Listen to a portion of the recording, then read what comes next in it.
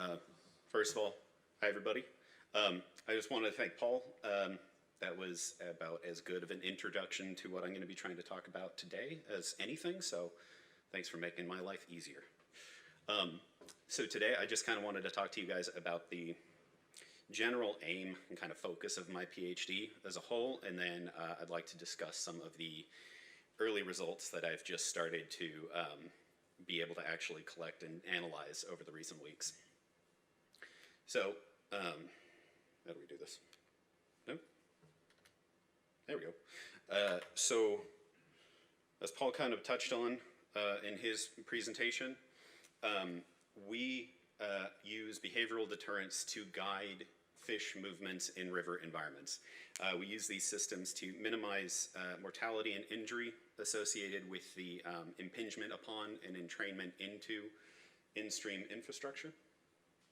And we also use these systems to kind of try to stop the continued spread of invasive species in these ecosystems. And while behavioral deterrents can employ a wide range of sensory stimuli, as I think we kind of touched on again in the last talk, acoustic deterrents in particular have become a quite popular version of these behavioral deterrents for a few reasons. Namely that all fish are capable of detecting these acoustic stimuli. All fish have the otoliths in their inner ears. They're able to detect these sounds. And furthermore, the propagation of these acoustic signals underwater is at least largely independent of the local water quality or water velocity, which is not the case for many other sensory stimuli. So there's a few advantages to using acoustic signals to deter and guide fish movements. However, again, as we've talked about today, the efficacy of these kinds of systems and behavioral deterrents in general still is relatively low and remains quite variable. And of course, there's 1,000 reasons, as we've discussed, as to why this variation might exist. But one reason might be that behavior is influenced by multiple sensory inputs. So fish are not just paying attention to these acoustic stimuli in these rivers, but they're also paying attention to information that they receive across their different sensory channels. Specifically, we can think of fish utilizing visual stimuli or hydrodynamic stimuli to guide their swimming and movement behaviors. And the fact that the fish are paying attention to these other stimuli, or these multiple different stimuli at the same time, can actually come together to change the behavioral outcome or the behavioral response in a given situation. So multimodal integration is the process through which this information from these different sensory sources is kind of integrated to drive behavior. And therefore, it might be that the presence of these different kind of visual or hydrodynamic stimuli might actually be interfering with the behavioral response or negatively affecting the behavioral response to these acoustic stimuli. And I just included this figure here as an example of multimodal integration that's come out of our lab, our research group over the past few years, which shows that the behavioral response that fish exhibit to a spatial velocity gradient is influenced not only by water hydrodynamic stimuli, the discharge rate, but also it also varies with the visual environment. So you can see that these multimodal effects have been documented. Yeah, so when we're talking about the negative effects of multiple sensory inputs, multimodal integration actually predicts that incorporating information received across these different sensory channels may actually lead to the reduction in behavioral response to a given stimulus if that additional sensory information does not reinforce the information that is presented or received by the original focal stimulus. So this is what's called the reducible uncertainty hypothesis. So in other words, we can say that individuals should become less responsive to an aversive stimulus if the addition of further sensory information is actually suggesting that there is no threat in the environment. Additionally, beyond this, paying attention to multiple sensory inputs can also lead to the reduction in behavioral expression through masking and distraction effects. So in these scenarios, we have peripheral stimuli. These would be just background sensory conditions that would either interfere with an individual's ability to detect a focal stimulus, as is the case with masking effects. We also can have the presence of these peripheral stimuli that are actually distracting the individual and preventing them from exhibiting an appropriate behavioral response to the focal stimulus. We have our distracting effects. However, so far, very little research has kind of been focused on how these potential negative effects of multimodal integration might impact acoustic deterrent efficiency. So, therefore, the aim of my thesis as a whole was to kind of adopt this reductionist approach in order to explore the effects of visual and hydrodynamic cues on fish behavioral responses to acoustic stimuli. So I went about this through these three specific objectives, which I will discuss shortly. But first, just to briefly touch on the methodology that I used. My study species for these experiments has been the common minnow. This was selected as a subject of our study because these fish are rheophilic, and previous work in our lab group has shown that these fish are both responsive to visual sensory information and also acoustic cues. Furthermore, they're readily available for us, and they make a great study species. And the acoustic stimulus that I expose these fish to is a 120 millisecond pulse of a 150 hertz pure tone that we standardize to between 150 and 160 decibels in the center of the experimental arena. And then just for the experimental protocol that was consistent across the different trials, we had our fish acclimate in these, within this experimental arena for 30 minutes. And then I exposed the fish to a 5-minute control period during which their behavior is quantified. And then after which we have our experimental stimulus period where we play the acoustic stimulus once a minute for the full 5 minutes, and we quantify behavior during that period. So to talk a little bit more about signal detection theory that Paul mentioned earlier, this was kind of the focal analysis that I tried to use in my in this project. And the benefit of applying signal detection theory is that it controls for the expression of random behavioral noise, and it can account for individual response bias. Thus, it provides us with kind of a more detailed metric of how the fish are perceiving and responding to these different stimuli, or responding to a stimulus in different conditions, I should say. So, essentially, this the way this works is that we quantify the rates of behavioral expression to the rates of behavioral expression in both the presence and absence of a focal stimulus. So here we're quantifying the false alarm rates and the correct response rates, which I'll be calling hit rates for the rest of this presentation.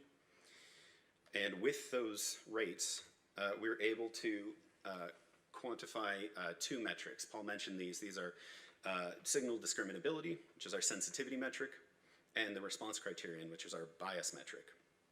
And again, we can compute these different metrics from our transformed hit and false alarm rates, and then we're able to plot them on these ROC plots in order to kind of get a sense of how different sensory conditions are influencing the perception and therefore the behavioral response to these stimuli.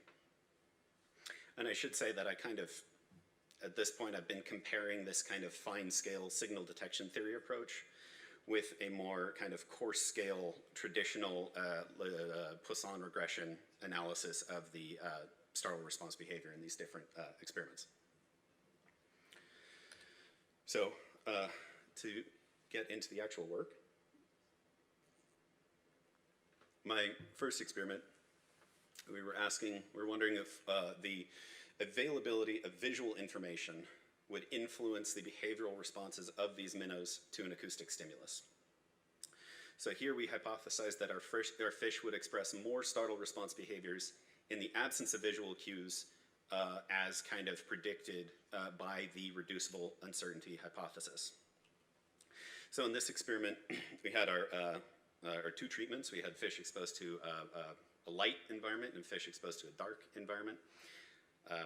These values are a bit rough right now. There's still some more work that I have to do here, so I'm sorry that my metrics aren't quite as precise as they should be.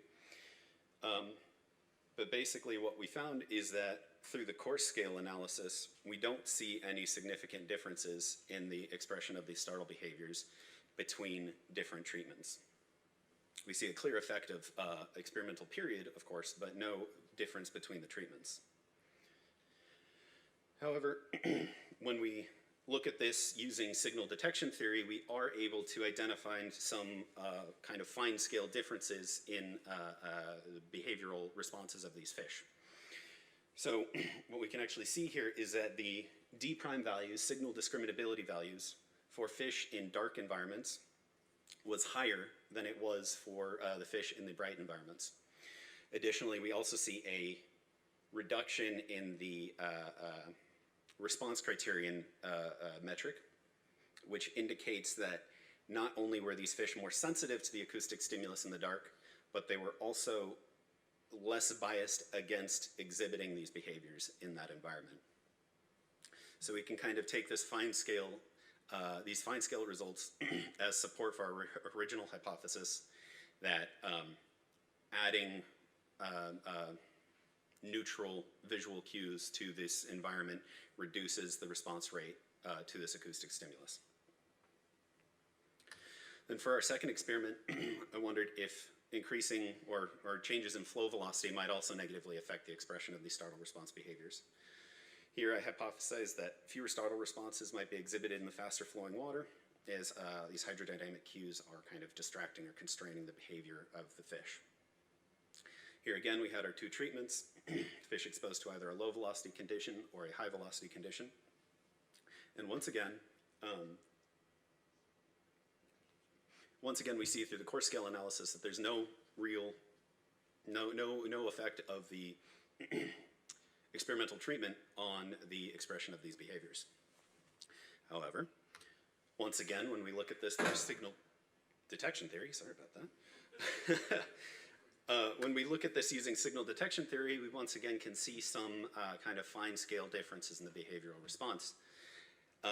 However, these differences that we see in this experiment are contrary to the original hypothesis, in that we see an increase in signal discriminability, an increase in sensitivity towards this acoustic stimulus for fish in the high flow environment. We also see a very small reduction in the response criterion metric for fish in these treatments, indicating that here the increase in flow velocity kind of function to, I don't know what the right word would be, but perhaps sensitize the fish to this acoustic stimulus, making them more responsive to it. Then for the last experiment, coming off the back of this effect of seeing an interesting effect of the increase in flow velocity on these behaviors, I wanted to know if increasing turbulence intensity might also negatively affect the expression of these behaviors. So here I once again hypothesized that fish would be exhibiting fewer startle response behaviors in these higher turbulent environments. And in this experiment we had our 4 treatments as opposed to 2. Our 2 flow velocity levels that we've been using, and then 2 turbulence levels. And I'm sorry again for not being able to quantify this more specifically now, but I have not completed the hydrodynamic mapping, so I can't kind of put numbers to these different treatments yet. But what we do see in these results is that the coarse scale analysis actually shows that the influence of turbulence on the expression of these startle response behaviors depends on water velocity.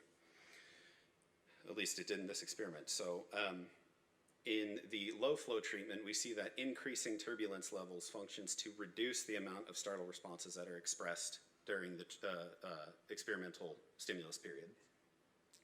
However, we see a minute kind of increase in the expression of these behaviors in the high flow treatments. And then when we examine this from the signal detection theory, we also see a kind of complex effect of increasing turbulence on our different signal detection theory metrics. I'm still grappling with what this means, what these numbers are showing us. It's rather complex, but we do see that, well, it's complicated. And I am on time. Cool. Yes. So this is an analysis that I just started to run last week, so this is all still very fresh in my mind. I'm still trying to marinate on kind of what all of these results means, especially for that last experiment. But some preliminary interpretations that I think I can say are that changing environmental conditions appear to impact fine-scale behavioral responses of these fish to the acoustic stimulus. And we see this reflected in changes in both signal discriminability and the sensitivity and the response bias to these different environmental conditions. Furthermore,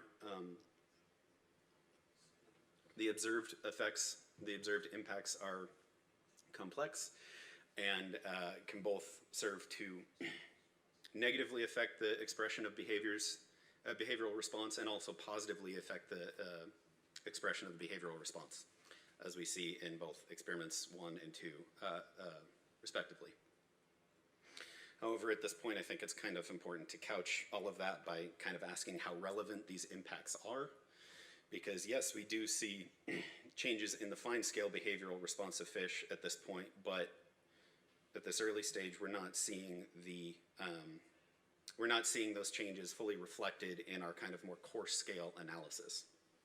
So there's more work to be done there to kind of understand the meaning of all of this.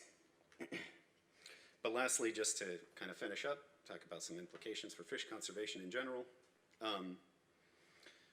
To answer the title of this presentation, I think that multimodal integration can impact fish behavioral responses to acoustic stimuli. Furthermore, I think that studying multimodal integration within the context of kind of trying to understand behavioral deterrent performance and fish passage performance in general is an important aspect of kind of understanding why efficacy is variable. And I think that this line of research can also contribute towards the improvement of the function of these systems in the future. And lastly, improving behavioral deterrent efficiency will require a better understanding of the sensory perception that fish have. And signal detection theory is a great approach to kind of address those questions. So I'd also argue for kind of an increased consideration of that approach as well in this context. With that, thank you for listening.